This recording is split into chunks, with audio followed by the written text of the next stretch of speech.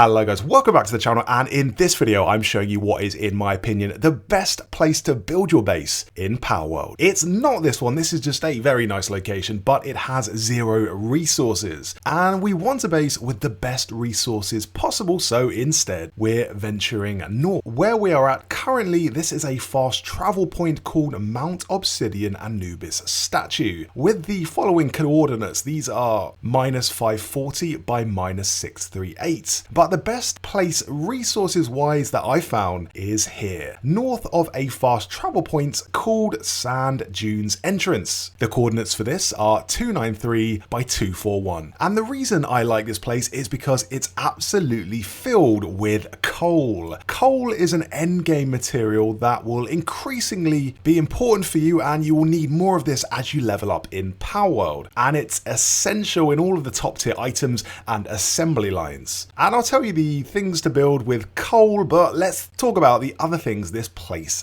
has. For starters, we have a very nice view overlooking the entire game map with a lovely snow-capped mountain peak in the background, and it's always important to have a nice view at your base. We also have a skills tree that has 3 skill fruits on, and you can use these skill fruits to teach new moves to your pals. These will respawn daily. As well as that, we have 2 chests that also respawn, and these will hold things like gold and pal souls to level up with. But these are just nice features to have. It's not what makes the base so good. That is the coal. In addition to that though, we also have an oasis of trees and rocks which you can mine for stone and wood resources. But as I say, it is the coal that makes this base location so good. Probably the most coal that I've actually seen in one place in this game. But do let me know down in the comments if you have seen a place with a better coal deposits than this one though, as I am sure there are more. It is a big world. But coal is the key ingredient in... Coal is so important because it is the key ingredient in refined ingots.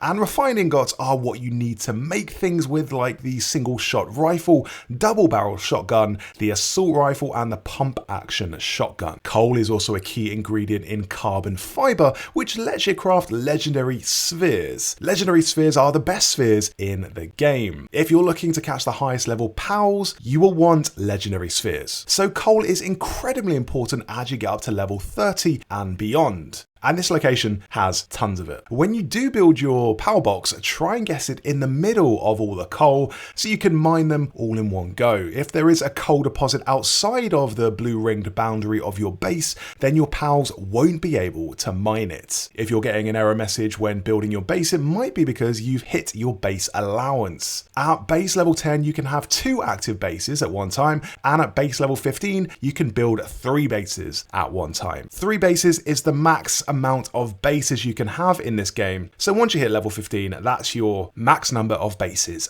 3. Having 3 bases is handy because you can set up your bases for certain tasks. And this base is undoubtedly our coal mining base. But there is one thing missing, and you probably guess what it is. It is ore. We do not have any ore deposits to mine here, and no ore means no ingots. That's why we'll need a second base with the aim of mining ore. But as long as you have 1 coal producing base and 1 ore producing base, you are covered. You are fully covered. So the second base location we're going to need is an ore one. And in terms of ore, the best location is right here. This is at the fast travel point known as the Desolate Church. And here's what my base is currently looking like. It's a little chaotic, but the productivity is insane. For starters, we have loads of ore deposits, so your pals will never not be mining something. And what I've got here is my fire pal heating up the furnaces and melting that ore down into ingots. Jormuntide Ignis, the big dragon thing you see here, is a great one to use as it's got a 4 rating for the fire ability. But feel free to use a Foxparks or any other fire pal, it will just take slightly longer. Round the back I have Digitoises mining the ore with their spinning attack. Meanwhile, we have our pals with handiwork to transport the ore to the storage box, and for these I use Penking and Tombat. And by handiwork handiwork, I mean transport, not handiwork. They have the transport skill. And with the transport skill, it just means you don't have to gather up the ore yourself. They will take it to the storage box. Although you can gather up the ore yourself, it is quite satisfying to do. In the corner, just minding their own business, we have a gold farm. And this is going to come in very handy for a reason I will reveal in a bit. But this is basically what happens when you put a bunch of Mao cats in a ranch. Leave them for a bit and they'll dig up tons of gold sacks, and then you can run around gathering all this gold up. Here's what that sounds like.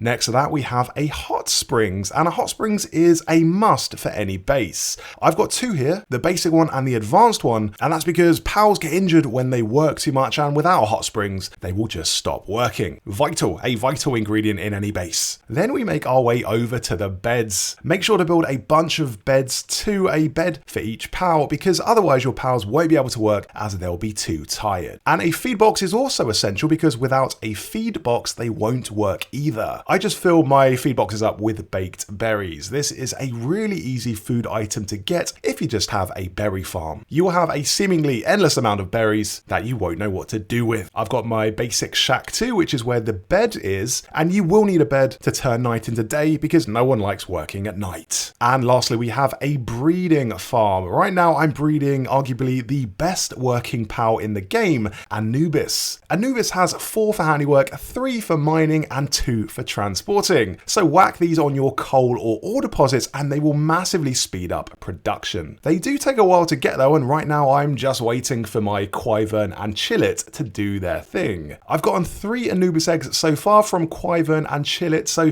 these are a great pairing to put together if you want to get an Anubis. And one more thing, raids at this base are heavily weighted in your favor, and that's due to you having the high ground. Raiders will have to come up on this path in single file, and then you can just put your heaviest pal at the top to attack them as they come up. It's not raid proof like some other bases, but it is easier than most locations. Now let's say you have an ore base and you have a coal base. We still don't have all the resources covered. Like, what do we do for things like bones, for instance? Because bones are important. Bones let you craft cement, and cement lets you craft the best furnace, as well as mounted missile launchers, mounted machine guns, and defensive walls. An easy way to get bones is just to buy it from traders. But here's a little thing. You can get it faster than just going all the way to them and buying it directly. Instead, catch the trader and keep them at your base. Then you can just buy bones and other items off them like power fluid and paldium fragments, and you will never be out of resources. Use the money you get from your cats at the ranch to keep your money supplies stocked up. A little tip here is to use your PAL to attack and weaken the merchants. This won't contribute to your wanted level, so you can get away with it for free. If you attack them yourself, you will get a wanted level, but if a PAL attacks it, you won't get a wanted level. Another tip, if you put them in a viewing cage at your base, they don't contribute to your max PAL per base total. So in other words, if you don't want them taking up a slot, put the merchant in a viewing cage. Merchants do rotate their stock daily, so check back every day to see what new items they have and what new prices they have as well, because their prices also change. So those are, in my opinion, the 2 best PALWORLD base locations in the whole game. One specifically for coal and one for ore and all the rest of the stuff. The perfect end game farm in my view, but you might disagree, and if so, let me know down in the comments where you have put your base. Thanks for watching the video. If you enjoyed it, leave a like, and for more PALWORLD guides, subscribe to the channel.